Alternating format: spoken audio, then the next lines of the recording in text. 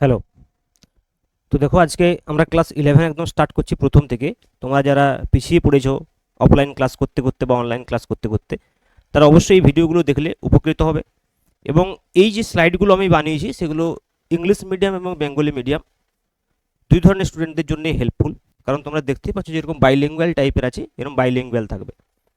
কাজেই ওয়েস্ট বেঙ্গল বোর্ডের যারা ইংলিশ মিডিয়াম স্টুডেন্ট, তারা অনেকদিন ধরে আমাকে কমেন্ট করতে যে স্যার আমাদের জন্য কোনো কন্টেন্ট আসছে না, তো তাদের জন্য এই কন্টেন্টগুলো রয়েছে। আর যারা ওয়েস্ট বেঙ্গল বোর্ডের বেঙ্গলি মিডিয়াম স্টুডেন্ট, তারাও এগুলো দেখতে পারবে। কারণ ইংলিশ টার্ম যদি আমি কখনো কখনো শুধু অনলি ইংলিশ টার্ম ইউজ করি, তাতেও অসুবিধা হওয়ার কথা নয়। তার কারণ হচ্ছে যে তোমাদের এমসিকিউ কোয়েশ্চেন আসবে।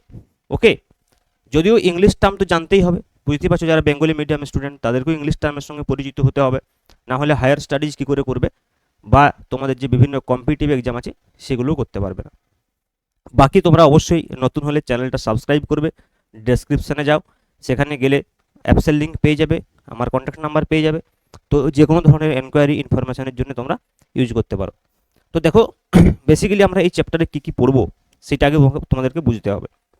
এই চ্যাপ্টারে আমরা পড়বো unit, dimension, significant figures and error analysis.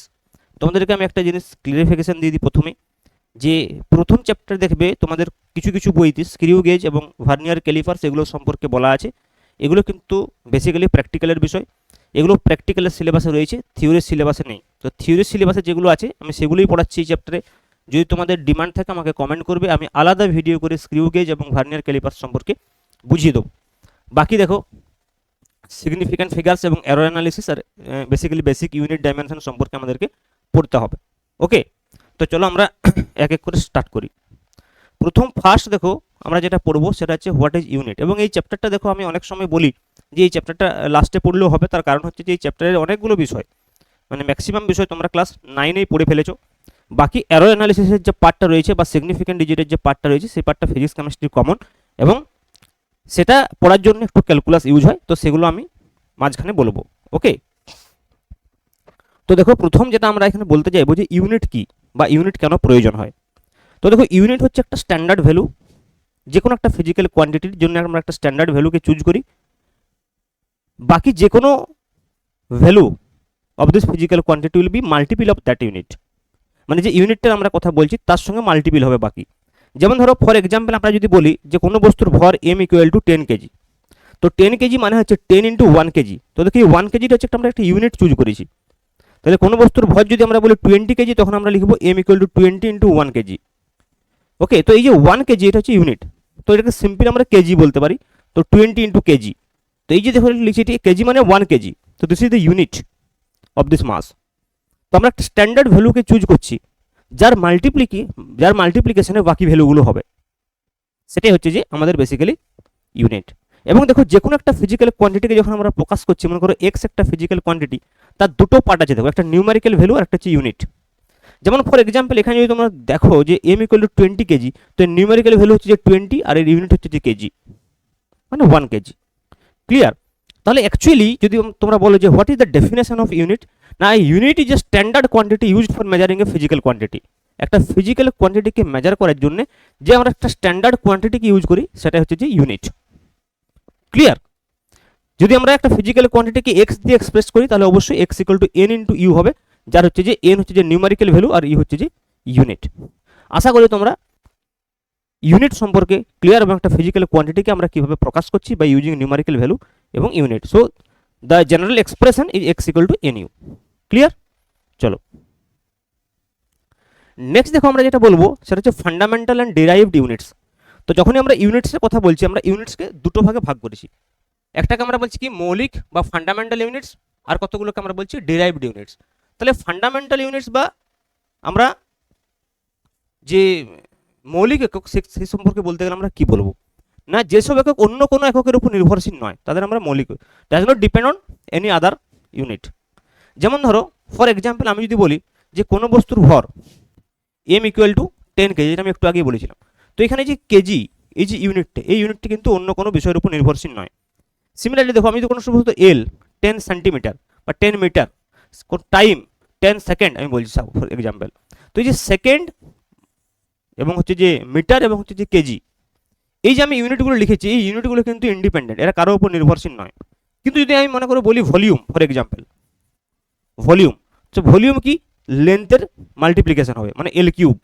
তা দেখো ভলিউমের যে ইউনিট হবে সেটা কি মিটার কিউব, এর ইউনিট যেটা হবে। তাহলে যে মিটার কিউব দেখো তিনটে লেন্থের ইউনিটকে গুণ করলে আমি পাবো। তার মানে এটা কি আসলে, এটা হচ্ছে ডিরাইভড কোয়ান্টিটি। কোথা থেকে ডিরাইভ করলাম আমি, ডিরাইভড ইউনিট কোথা থেকে ডিরাইভ করলাম আমি, মিটার থেকে।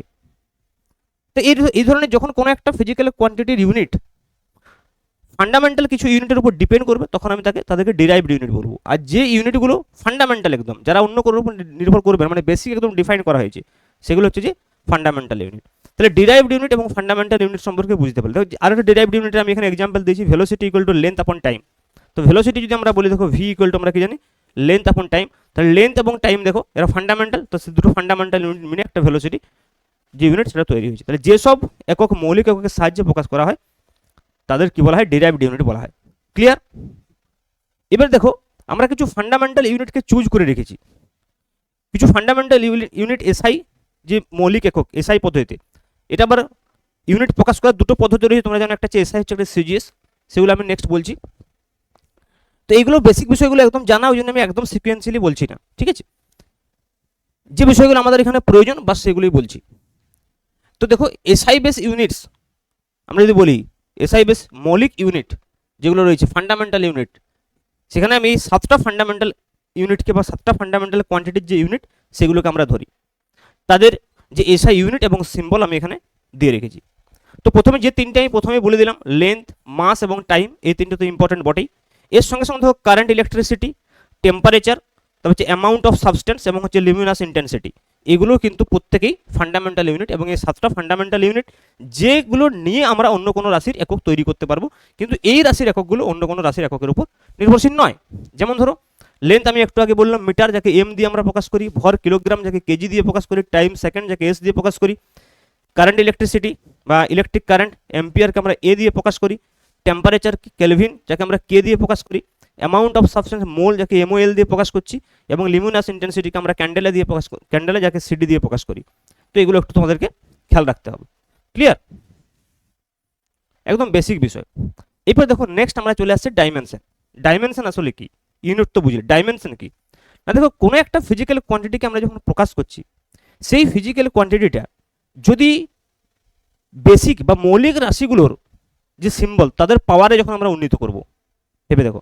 যেমন ধরো এখানে একটা ডেনসিটি হচ্ছে যে একটা ফিজিক্যাল কোয়ান্টিটি, ডেনসিটি মানে হচ্ছে মাস আপন ভলিউম। তো মাসকে আমি এম দিয়ে প্রকাশ করেছি, ভলিউমকে আমি এল কিউব দিয়ে প্রকাশ করেছি, length into length into length. তাহলে দেখো ডেনসিটি যেটা সেটা প্রকাশ হচ্ছে এম এল ইনভার্স 3। তার মানে ডেনসিটি একটা ফিজিক্যাল কোয়ান্টিটি যাকে মৌল এককগুলোর, যেগুলো মৌলিক একক, 7টা মৌলিক এককের কথা বললাম, তাদের যে সিম্বল, সেই সিম্বলের পাওয়ারে যখন আমি উন্নীত করে প্রকাশ করব, তখন আমরা তাকে ডাইমেনশন বলবো। So the powers of fundamental quantities use to express the physical quantity are called dimension. Clear? এগুলো একদম বেসিক বিষয়, তোমরা অনেক আগে থেকেই জানো, ক্লাস 9 থেকেই জানো। এখানে কতগুলো বিষয় তোমাকে খেয়াল রাখতে হবে যে ডাইমেনশন লেস কোয়ান্টিটি কোনগুলো। যেমন ধরো অনেক সময় আমরা দেখেছি কি ফিজিক্যাল এক্সপ্রেশন, আমরা যখন ফিজিক্স পড়ি, ফিজিক্যাল এক্সপ্রেশনে অনেক ম্যাথমেটিক্যাল টার্ম অ্যারাইজ করে। যেমন ধরো trigonometric sine theta, tan theta, cos theta, log x, E two the power x, এগুলো কিন্তু সবার ডাইমেনশন নেই, এগুলো ডাইমেনশন লেস কোয়ান্টিটি। তো ডাইমেনশন লেস কোয়ান্টিটিকে আমরা M0, L0, T0 এভাবে প্রকাশ করতে পারি। ওকে, তেমনি আরও অনেক আছে, আমাদের স্ট্রেন আছে, রিফ্লেকটিভ ইন্ডেক্স আছে, অ্যাঙ্গেল আছে। ওকে, তো স্ট্রেন তোমরা ইলাস্টিসিটি চ্যাপ্টারে পড়বে সেকেন্ড সেমিস্টারে। রিফ্র্যাক্টিভ ইন্ডেক্স তোমরা অলরেডি জানো, কিন্তু এটা তোমরা কোথায় পড়বে আবার, অপটিক্সে। সিমিলারলি অ্যাঙ্গেল, এগুলো কি, এগুলো হচ্ছে ডাইমেনশনলেস কোয়ান্টিটি। যেমন ধরো আমি যদি একটা এক্সাম্পল দিই, যেমন ধরো স্ট্রেন আমরা যদি বলি, স্ট্রেন মানে কি, স্ট্রেনের ডেফিনেশন যদি আমি বলি, দেখো সিম্পল, স্ট্রেন মানে হচ্ছে যে চেঞ্জ ইন লেন্থ আপন ইনিশিয়াল লেন্থ, এই যে ডেফিনেশন, চেঞ্জ ইন লেন্থ আপন ইনিশিয়াল লেন্থ, আপন initial length. Change in length মানে ডেল্টা এল, ইনিশিয়াল লেন্থ মানে এল, তাহলে ডেল্টা এল আপন এল। তাহলে ডেল্টা এল এরও যা মাত্রা হবে, এল এরও তাই মাত্রা হবে, তাহলে উপরের নিচে মাত্রা সমান, তাহলে কেটে যাবে, বুঝতে পারছো। সিমিলারলি রিফ্র্যাক্টিভ ইন্ডেক্স যদি আমরা বলি, মিউ দিয়ে যেটাকে আমরা প্রকাশ করি, সেটা সি আপন ভি। সি হচ্ছে speed of light in vacuum, V হচ্ছে যে speed of light in medium. তাহলে এটাও স্পিড অফ লাইট, এটাও স্পিড অফ লাইট, দুটোই স্পিড স্পিড স্পিড, উপরেও স্পিডের ডাইমেনশন, নিচেও স্পিডের ডাইমেনশন, কেটে যাবে, তাহলে ডাইমেনশন 1। তার মানে হচ্ছে যে mu is also are dimensionless quantity. Next দেখো আমরা ফান্ডামেন্টাল যে ডাইমেনশন, যেটা আমি একটু আগে বললাম, অলরেডি আমরা ইউজ করে ফেলেছি। তো ফান্ডামেন্টাল যে ডাইমেনশন, সেই ডাইমেনশন আমরা যদি বলি, সেগুলো কি কি দেখো। প্রথমত হচ্ছে যে মাস, মাসকে আমরা কি দিয়ে প্রকাশ করছি, এম দিয়ে। সেখানে হচ্ছে লেন্থ, লেন্থকে আমরা এল দিয়ে প্রকাশ করছি। টাইম, টাইমকে আমরা টি দিয়ে প্রকাশ করছি। এম এল টি দিয়ে আমরা প্রকাশ করছি এগুলোকে। বাকি আমরা যদি কারেন্ট ইলেকট্রিসিটির কথা বলি, ইলেকট্রিক কারেন্টকে আমরা এ দিয়ে প্রকাশ করব, ডাইমেনশনে অনেক সময় আই দিয়েও প্রকাশ করা হয়। ওকে, টেম্পারেচারকে আমরা থিটা দিয়ে প্রকাশ করব। তো দেখো এখানে আমরা কয়েকটা ফিজিক্যাল কোয়ান্টিটির ডাইমেনশন নির্ণয় করব, এই ফিজিক্যাল কোয়ান্টিটিগুলোর। তো ডাইমেনশন নির্ণয় করতে গেলে অবশ্যই সেই ফিজিক্যাল কোয়ান্টিটিগুলোর ডেফিনেশন সম্পর্কে অ্যাওয়ারনেস থাকা খুব জরুরি, না হলে কিন্তু একটু অসুবিধা হয়। তো দেখো প্রথম যে ফার্স্ট কোয়ান্টিটি আমরা বলছি ডেনসিটি। তো ডেনসিটিকে আমরা জানি রো দিয়ে প্রকাশ করা হয়। তো ডেনসিটি মানে মাস আপন ভলিউম, এম আপন ভি। ওকে, তাহলে দেখো ডেনসিটির যদি আমরা ডাইমেনশন নির্ণয় করি, তাহলে মাসের ডাইমেনশন এম এবং ভলিউমের ডাইমেনশন হবে এল কিউব। তাহলে এটা ফাইনালি হবে এম এল ইনভার্স 3। ওকে, সিমিলারলি দেখো বিতে কী রয়েছে, ভেলোসিটি। তো ভেলোসিটিকে আমি ভি দিয়ে প্রকাশ করছি। ভেলোসিটি হচ্ছে স্পিড আপ ডিসপ্লেসমেন্ট আপন টাইম, তাহলে এস আপন টি বলছি। তাহলে সেক্ষেত্রে যদি আমরা এই ভেলোসিটির ডাইমেনশন বলি, তাহলে এসের ডাইমেনশন এল আপন টি। তো এটাকে আমরা লিখতে পারি এল টি ইনভার্স। চাইলে আমরা এখানে এম জিরোও দিতে পারি, M zero L T inverse. Okay, similarly দেখো নেক্সট রয়েছে অ্যাক্সিলারেশন। তো অ্যাক্সিলারেশনকে আমরা এ দিয়ে প্রকাশ করি, যেটা হচ্ছে ভেলোসিটি আপন টাইম। তো দেখো যেহেতু ভেলোসিটি আমরা অলরেডি নির্ণয় করে ফেলেছি, আমি ডাইরেক্ট এখানে লিখতে পারি এল টি ইনভার্স আপন টি। তো এটা হয়ে যাবে দেখো এল টি ইনভার্স 2। এমটা আমরা চাইলে দিতেও পারি, ঠিক আছে। সরি, সিমিলারলি দেখো ডিতে কি রয়েছে, মোমেন্টাম। তো মোমেন্টামকে আমরা পি দিয়ে প্রকাশ করি সাধারণত, P equal to M into V. তাহলে ডাইমেনশন অফ, তাহলে পি যদি আমরা ডাইমেনশন বলি, তাহলে dimension of M and dimension of V, তো এম এল টি ইনভার্স 1। তো দেখো বেসিক্যালি আমরা কি দেখতে পাচ্ছি, যদি ফিজিক্যাল কোয়ান্টিটির ডেফিনেশনটা আমরা জানি, তাহলে তার ডাইমেনশন নির্ণয় করা একদমই ইজি।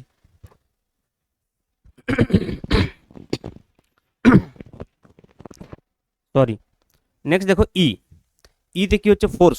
তাহলে ফোর্স ইকুয়াল টু আমরা কি জানি, মাস ইন্টু অ্যাক্সিলারেশন। তাহলে দেখো ফোর্সের যদি আমরা ডাইমেনশন বলি, তাহলে মাসের ডাইমেনশন হচ্ছে যে এম, অ্যাক্সিলারেশন ডাইমেনশন আমি অলরেডি নির্ণয় করে ফেলেছি, তাহলে M L T inverse 2। Next দেখো আমরা যদি দেখি ওয়ার্ক বা এনার্জি, সেম হবে। ওয়ার্ক বা এনার্জি ডাব্লিউ দিয়ে প্রকাশ করা, এটা দেখি ফোর্স ইন্টু ডিসপ্লেসমেন্ট, তাহলে এফ ইন্টু এস। তাহলে দেখো এফ এর ডাইমেনশন আমরা অলরেডি জানি, তার সঙ্গে ইন্টু আমরা এস এর ডাইমেনশন একটা এল দিয়ে দেবো। তাহলে কত হবে, M L square T inverse 2। আশা করি বিষয়টা বোঝা যাচ্ছে। ফোর্সের সঙ্গে একটা এল গুণ করলে হবে, তাহলে সেই এলটা এল স্কোয়ার হয়ে যাবে। নেক্সট দেখো পাওয়ার এবং pressure, power and pressure. Next পেজে আমি করি, দেখো পাওয়ার মানে কি জানো, work done per unit time. তাহলে work done per unit time, তাহলে ওয়ার্কের ডাইমেনশন আমি এখনই বললাম কী ছিল, M L square T inverse 2 upon time.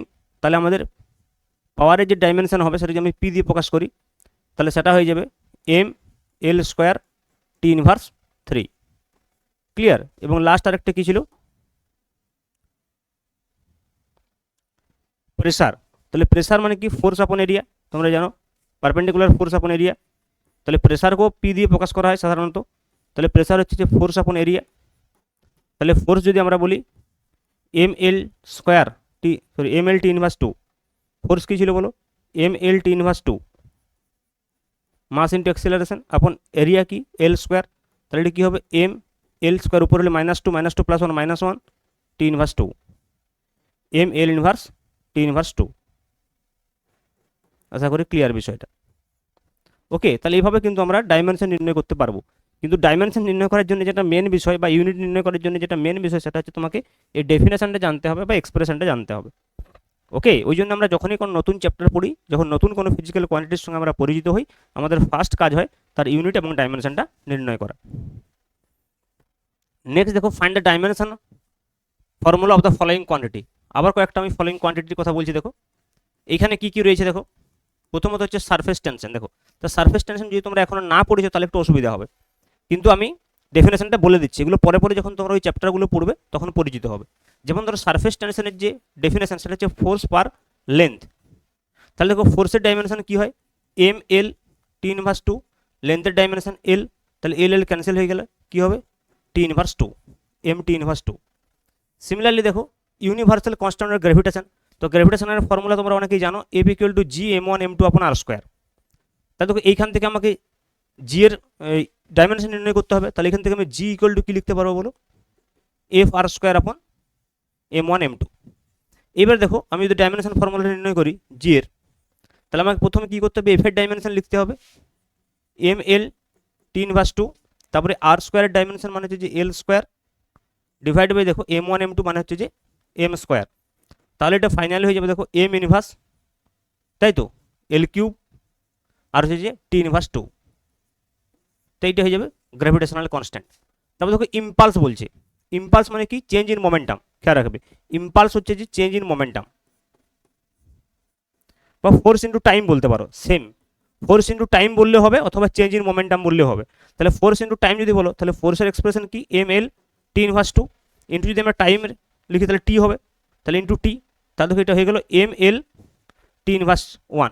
দেখো এটা মোমেন্টামেরও ডাইমেনশন ছিল, কারণ ইম্পালস এবং মোমেন্টাম সেম বিষয়, চেঞ্জ ইন মোমেন্টামটা হচ্ছে যে ইম্পালস।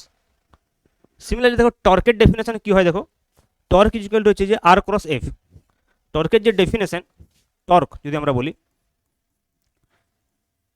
টর্ক অ্যাকচুয়ালি হচ্ছে যে আর ক্রস এফ টাউ ভেক্টর, এটা তোমরা রোটেশনাল মোশন চ্যাপ্টারে পড়বে, এটা ভেক্টর কোয়ান্টিটি আর ক্রস এফ, তার মানে বেসিক্যালি কি এটা হচ্ছে যে আর এবং এফ এর ডাইমেনশনের মাল্টিপ্লিকেশন। তাহলে দেখো ওটা ওয়ার্ক ডানের সঙ্গে সেম হবে, ওয়ার্ক ডান কি ছিল ফোর্স ইন্টু ডিসপ্লেসমেন্ট, এখানে পজিশন ভেক্টর ক্রস ফোর্স, কিন্তু ডাইমেনশনে কি আসবে, তাহলে দেখো টাওয়ের যে ডাইমেনশন আমরা যদি বলি তাহলে সেটা আর এর ডাইমেনশন এল ইন্টু এফ এর ডাইমেনশন কত হবে M L T inverse two, so that will be M L square T inverse two, এবং যদি লক্ষ্য করে দেখো এটা ওয়ার্ক ডানেরও ডাইমেনশন ছিল, বুঝতে পারছো বিষয়টা, তো দুটো ফিজিক্যাল কোয়ান্টিটি কিন্তু ডাইমেনশন এক হতে পারে। নেক্সট দেখো আমরা কয়েকটা গুরুত্বপূর্ণ ইউনিট সম্পর্কে বলবো ইম্পর্টেন্ট, যেগুলো তোমাদেরকে মনে রাখা প্রয়োজন।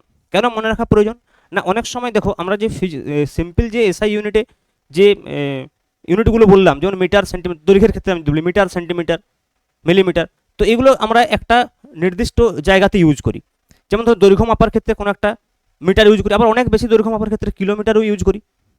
তো এই যে ফিজিক্যাল কোয়ান্টিটি কতগুলো তো এসআই ইউনিট সিজিএস ইউনিট রয়েছে, তাছাড়াও কিছু বড় ইউনিট এবং কিছু ছোট ইউনিট আমরা ডিফাইন করে রেখেছি লার্জ স্কেল এবং স্মল স্কেলে মেজারমেন্টের জন্য। যেমন ধরো যখন আমরা মেজারমেন্ট করছি for example distance between sun and earth, তখন আমরা অ্যাস্ট্রোনমিক্যাল ইউনিট বা আমরা লাইট ইয়ার এইসব ইউজ করি, যখন গ্যালাক্সিজ যে সিলেস্টিয়াল অবজেক্টগুলো রয়েছে তাদের ডিস্টেন্স যখন আমরা মেজার করি। সিমিলারলি যখন আমরা অ্যাটমিক স্কেলে চলে যাই, হ্যাঁ বন্ড লেন্থ আমরা নির্ণয় করি অ্যাংস্ট্রম অর্ডারে, ন্যানোমিটার অর্ডারে, তো ওই জন্য আমরা কিছু বড় ইউনিট এবং কিছু ছোট ইউনিটের সঙ্গে পরিচিত হয়ে থাকবো। And that is not only for length, same case for can be used for time as well as for mass. Okay, so দেখো যেমন ধরো আমি একটু আগে আমি বলছিলাম যে অ্যাস্ট্রোনমিক্যাল ইউনিট কি, দেখো ওয়ান অ্যাস্ট্রোনমিক্যাল ইউনিট মানে 1.5 ইন্টু 10⁻11 মিটার। তো এই যে ডিস্টেন্সটা 1.5 ইন্টু 10⁻11 মিটার, এইটাকে আমরা ওয়ান অ্যাস্ট্রোনমিক্যাল ইউনিট ডিফাইন করেছি। এটা আসলে কি, এটা হচ্ছে মিন ডিস্টেন্স বিটুইন আর্থ অ্যান্ড সান। তাহলে পৃথিবী এবং সূর্যের মধ্যেকার দূরত্বটাকে আমরা একটা নির্দিষ্ট ইউনিট ডিফাইন করে রেখেছি। তার ফলে কি হবে, যখন অন্য কোনো গ্রহের বা নক্ষত্রের মধ্যে আমরা দূরত্ব বলবো, সেটা ইন টার্মস অফ পৃথিবী থেকে সূর্যের দূরত্বের কত গুণ সেটা বলে দেবো, মানে ইন টার্মস অফ আমরা অ্যাস্ট্রোনমিক্যাল ইউনিটে মেজার করব। ক্লিয়ার? নেক্সট দেখো যেমন ধরো লাইট ইয়ার হচ্ছে যে 1 light year equal to 9.46 into 10⁻15 metre. এটা মানে কি, যে distance travel by light in vacuum in 1 year. তার মানে লাইট এক বছরে ভ্যাকুয়ামে যতটা পথ যায় সেই ডিস্টেন্সটাকে আমরা একটা ডিস্টেন্স মেনে রেখেছি, সেটা হচ্ছে যে লাইট ইয়ার। ওকে, এছাড়াও দেখো পারসেক হচ্ছে কি 3.26 লাইট ইয়ার, 3.26 লাইট ইয়ারটাকে আমরা 1 পারসেক ডিফাইন করে রেখেছি। তো সেটাকে যদি আমরা মিটারে নিয়ে যাই 3.07 ইন্টু 10⁻16 মিটার হবে। আদার কিছু ইউনিট আমি এখানে লিস্ট করে দিয়েছি, যেমন ধরো 1 টর, সেটা হচ্ছে 133.3 পাস্কাল, এটা বুঝতে পারছো একটা প্রেসারের ইউনিট। তেমন ধরো সেক 10⁻8 সেকেন্ড, ছোট ইউনিট এটা কিন্তু, ঠিক আছে, এটা হচ্ছে টাইমের ইউনিট। তেমনি 1 বার দেখো আবার 10⁵ pascal, 1 barn equal to 10⁻28 metre square, 1 horse power equal to 746 watt, এবং 1 পাউন্ড ইকুয়াল টু 0.4536 কিলোগ্রাম। তো এই কতগুলো ইউনিট রয়েছে যেগুলো বারবার এখানে সেখানে ইউজ হয়, ওই জন্যে বলে রাখা হচ্ছে, অনেক রয়েছে, কতগুলো আমরা বললাম। নেক্সট দেখো আমরা মেন জায়গাটাতে যাব যেখান থেকে বেসিক্যালি কোয়েশ্চেন হয়, বেশি কোয়েশ্চেন আসে পরীক্ষাতে। সেটা কি না, প্রথমত দেখো principle of dimensional homogeneity. Okay, principle of dimensional homogeneity কি, অর্থাৎ মাত্রাগত সমতা নীতি বা সমমাত্রিক নীতি আমরা বলতে পারি। বিষয়টা হচ্ছে আমরা অনেক ইকুয়েশন দেখি, যেমন ধরো এখানে একটা ইকুয়েশন লেখা আছে S equal to u t plus half a t square. আমি ফর এক্সাম্পল একটা জেনারেল ইকুয়েশন লিখছি, মনে করো suppose A plus B equal to C plus D. একটা মনে করো ইকুয়েশন রয়েছে। তো এই ইকুয়েশনটা ডাইমেনশনালি তখনই আমি কারেক্ট বলবো যখন বোথ সাইডে প্রত্যেকটা টার্মের ইউনিট একই হবে। মানে মনে করো এর বা ডাইমেনশন একই হবে, এর যা ডাইমেনশন সেটাই কি হবে, বি এর ডাইমেনশন সেটাই আবার হয়ে যাবে সি এর ডাইমেনশন, সেটাই আবার হয়ে যাবে ডি এর ডাইমেনশন। প্রত্যেকটা রাশির লেফট হ্যান্ড সাইড এবং রাইট হ্যান্ড সাইডের ইকুয়াল ডাইমেনশন হওয়া চাই। মনে করো ফর এক্সাম্পল আমি ইকুয়েশনটাকে এইভাবে লিখলাম, এই plus BC equal to DG plus FH. তো সেক্ষেত্রে কী হবে দেখো, এ ই যা ইউনিট হবে বিসিরও তাই ইউনিট হবে, ডিজিরও তাই ইউনিট হবে, এফএইচেরও তাই ইউনিট হবে। এরকম যদি হয় তখন আমরা বলবো যে কি না এই ইকুয়েশনটা ডাইমেনশনালি কারেক্ট, এবং এটাকেই বলা হয় principle of dimensional homogeneity. In any correct physical quantity dimension of all terms must be the, in any correct physical equation dimension of all terms must be the same, dimension of all terms. For example দেখো এখানে নিয়েছি আমরা S equal to u t plus half a t square, তার মানে S এর যে dimension হবে ইউটিরও তার ডাইমেনশন হবে, হাফ এটি স্কোয়ারও তাই ডাইমেনশন হবে। তো দেখো এস এর ডাইমেনশন কি বলো, এস এর ডাইমেনশন হচ্ছে সিম্পল লেন্থ। দেখো তাহলে ইউটির ডাইমেনশন কি হবে, ইউ ডাইমেনশন মানে কি এল টি ইনভার্স ইন্টু টি এর ডাইমেনশন টি, তাহলে কত হলো দেখো এল হলো। সিমিলারলি দেখো হাফ এটি স্কোয়ারের ডাইমেনশন কি হবে, হাফের তো কোনো ডাইমেনশন নেই, এর dimension L T inverse two, টি স্কোয়ারের ডাইমেনশন টি স্কোয়ার, তাহলে দেখো টি স্কোয়ার টি ইনভার্স টু টি স্কোয়ার কেটে গেল এল। তাহলে দেখছো প্রত্যেকটারই কিন্তু ইউনিট হচ্ছে ডাইমেনশন হচ্ছে যে এল। এরকম যতক্ষণ না হচ্ছে ততক্ষণ সেই ইকুয়েশনটাকে আমরা ডাইমেনশনালি কারেক্ট বলতে পারবো না। মানে অবশ্যই কোনো ইকুয়েশন কারেক্ট হতে গেলে তাকে ডাইমেনশনাল হোমোজেনিটি মানতেই হবে। দেখো এইটার উপর ভিত্তি করে আমরা একটা কোয়েশ্চেন করবো, তার আগে আমি তোমাদের একটা হোমওয়ার্ক দিয়ে রাখি, তোমরা এই ইকুয়েশনটা ডাইমেনশনালি কারেক্ট কিনা করে বলবে বা কমেন্টে বলবে। কি ইকুয়েশন, এস ইকুয়াল টু যেটা টি তম সময়ে সরণ বা টি সেকেন্ডের যে displacement, S T equal to U plus half A into two T minus one. এই ইকুয়েশনটা তোমরা বলবে যে ডাইমেনশনালি কারেক্ট কি নয়, টি এথ টাইমে যে ডিসপ্লেসমেন্ট হচ্ছে ওকে সেটা, মানে লাস্ট সেকেন্ডে আমরা বলতে পারি।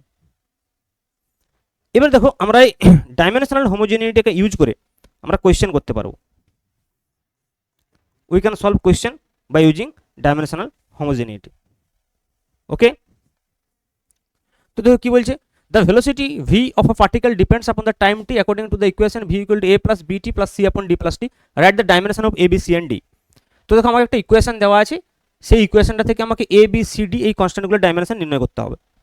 তো দেখো লেফট সাইডে কি আছে ভেবে দেখো, ভি আছে।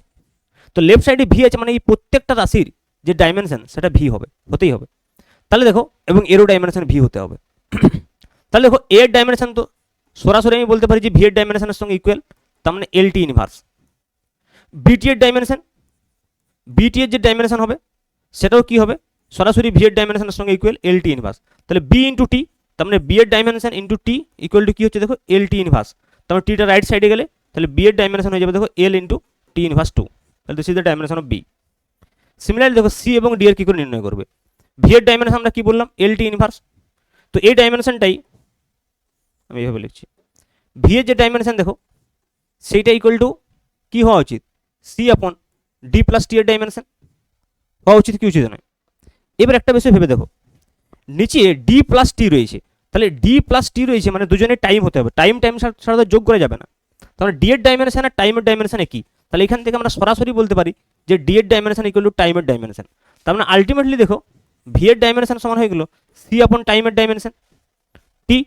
তাহলে ভি এর ডাইমেনশন আমরা কি জানি L T inverse equal to C upon T, তাহলে এই দিকে ক্রস মাল্টিপ্লাই হয়ে যাবে, তাহলে সি ইকুয়াল টু হয়ে যাবে দেখো টি ইনভার্স আর টি কেটে যাবে, টি ইন্টু টি ইনভার্স ওয়ান, তাহলে সি এর ডাইমেনশন হচ্ছে যে এল এর ডাইমেনশন। তাহলে দেখো সমস্ত ডাইমেনশন পেলে, এর dimension L T inverse, B এর dimension L T inverse sorry L T inverse two, C এর ডাইমেনশন এল আর ডি এর ডাইমেনশন টি।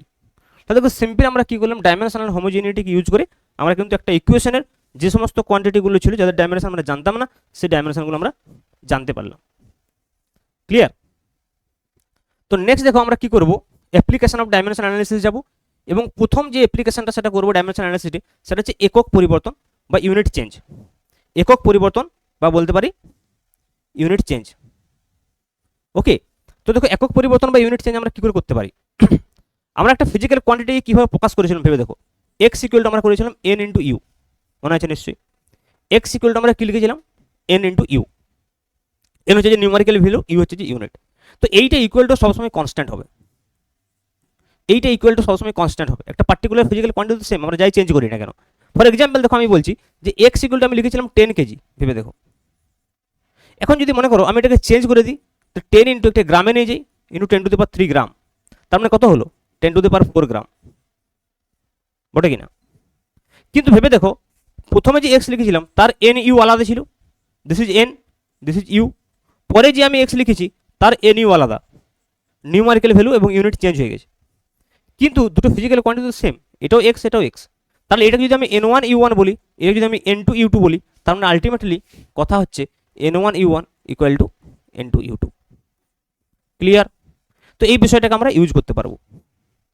তো এইটাকে ইউজ করে আমরা কি করতে পারবো, আমরা একক পরিবর্তন করতে পারবো। কোনো রাশির একটা একক থেকে আরেকটা এককে নিয়ে গেলে সে কত মাল্টিপ্লিকেশন ফ্যাক্টর থাকবে সেটা আমরা নির্ণয় করতে পারবো। তো তার জন্য সিম্পল আমরা কি করব, দেখো N one U one equal to N two U two লিখেছি, তারপর আমরা কি করবো ইউ ওয়ান এবং ইউ টুর যে ডাইমেনশন সেগুলো বসিয়ে দেবো, মানে এরকম করা হয়েছে actually. N one equal to U ওয়ানের ক্ষেত্রে আমরা ধরে নিয়েছি M one to the power A, L one to the power b এবং L two to the power c equal to N two into U টুর ক্ষেত্রে আমরা ধরেছি M two to the power A, L two to the power b এবং T two M one L one T one, sorry এটা হচ্ছে M two L two T two to the power c, এরকম করা হয়েছে। দিয়ে এখান থেকে N two equal to কী করবো এন ওয়ান ইন্টু, এটা সাজিয়ে দিলেই হবে। দেখো তাহলে এন টু ইকুয়াল টু কত হবে, এন ওয়ান ইন্টু দেখো M one upon M two হয়ে যাবে to the power a into কী হবে বলো L two L one upon L two to the power b into কী হবে বলো T one upon T two to the power c. এটা use করবো। এইটা ইউজ করে আমরা একটা রাশি থেকে অন্য রাশি, একটা রাশির নির্দিষ্ট একক থেকে অন্য একক নিয়ে যেতে পারবো। দেখো এটা একটা কোয়েশ্চেন করলে বুঝতে পারবে, তার আগে বোঝাটা একটু মুশকিল হবে। যেমন ধরো আমি ফর একটা এক্সাম্পল বলছি 1 joule equal to 10 to the power 7 erg, এটা আমি করে দেখার চেষ্টা করছি। দেখো এটা তোমরা সবাই জানো। তো আমি ডাইমেনশনাল অ্যানালাইসিসের সাহায্যে আমি 10 টু দ্য পাওয়ার 7 এর টার্মটা কীভাবে পাবো, তো আমি লেফট সাইডটাকে যদি এন ওয়ান ইউ ওয়ান বলি, এটাকে আমি এন ওয়ান ইউ ওয়ান বলছি, আর এটাকে আমি এন টু ইউ টু বলছি, ভেবে দেখো। তাহলে আমাকে এন টু নির্ণয় করতে হবে, এন টু নির্ণয় করতে হবে। তাহলে আমি একটু আগেই বললাম কী করবো আমরা N one U one equal to N two U two. তাহলে এন ওয়ান ইউনিটটা ওয়ানটা দেখতে পাচ্ছি এসআই পদ্ধতি আছে, আর এন টু ইউ টুটা সিজিএস পদ্ধতি আছে। তাহলে আমরা এক কাজ করি, এন টু ইকুয়াল টু এই ইকুয়েশনটা লিখি, বা ডাইরেক্ট এইভাবে লিখতে পারো এন ওয়ান ইন্টু, আমি করে দেখাচ্ছি M one to the power A, L one to the power B. Actually এখানে যেহেতু আমরা জানি ওয়ার্ক ডান রাশিটা, তো রাশিটার আমি ডাইমেনশনে ডাইরেক্ট লিখছি। দেখো ওয়ার্ক ডানের যে ডাইমেনশন কত হবে বলো, ফোর্স ইন্টু ডিসপ্লেসমেন্ট, তাহলে এবিসি আমাকে লিখতে হবে না। তাহলে ফোর্সের ডাইমেনশন, ফোর্সের যে ডাইমেনশন কত M L T inverse two into displacement হচ্ছে যে এল, তার মানে এটা হয়ে যাচ্ছে M L square T inverse two, হ্যাঁ কি না? তাহলে সেটা আমরা লিখে দিই। তাহলে দেখো M one L one square T one to the power minus two equal to N two M two L two square T two to the power minus two, হ্যাঁ কি না? ক্লিয়ার এখান অবধি? তাহলে দেখো এবার আমরা এন টু ইকুয়াল টু নির্ণয় করবো। তাহলে এন টু ইকুয়াল টু কত হবে N one N two M one upon M two, হ্যাঁ কি না? L one upon L two to the power two T one upon T two to the power minus two. এখন দেখো N one তো আমরা already জানি one, N two আমাকে নির্ণয় করতে হবে। তাহলে এটা ওয়ান লিখে দিলাম। M one upon M two, M one মানে কি দেখো এই দিকটা ধরেছি মানে সিজিএস পদ্ধতিতে, তো সিজিএস পদ্ধতিতে কী হবে কিলোগ্রাম, এসআই পদ্ধতিতে কী হবে কিলোগ্রাম, এসআই পদ্ধতিতে কী হবে গ্রাম, তো কিলোগ্রাম আপন গ্রাম। এল ওয়ান এল টু কী হবে বলো, এল ওয়ান হচ্ছে যে মিটার আপন সেন্টিমিটার স্কোয়ার, আর দুটোই সেকেন্ড, তাহলে সেকেন্ড সেকেন্ড কেটে গেল। এবার কিলোগ্রামকে যদি আমি গ্রামে নিয়ে যাই তাহলে কী হবে 10 টু দ্য পাওয়ার 3 গ্রাম আপন গ্রাম ইন্টু দেখো এটা হয়ে গেল 10 টু দ্য পাওয়ার 2 মিটার মানে কত 10 টু দ্য পাওয়ার 2 সেন্টিমিটার আপন সেন্টিমিটার তার স্কোয়ার। তাহলে এখানে গ্রাম গ্রাম কেটে গেল, এখানে সেন্টিমিটার সেন্টিমিটার কেটে গেল, তাহলে কত হবে 10 to the power 3 into 10 to the পাওয়ার 2 তার স্কোয়ার আছে মানে 10 টু দ্য পাওয়ার 4, তাহলে কত হবে দেখো 10 টু দ্য পাওয়ার 7। তাহলে দেখো এইভাবে আমরা ডাইমেনশনাল অ্যানালিসিস করে কিন্তু নির্ণয় করতে পারবো। ক্লিয়ার বিষয়টা?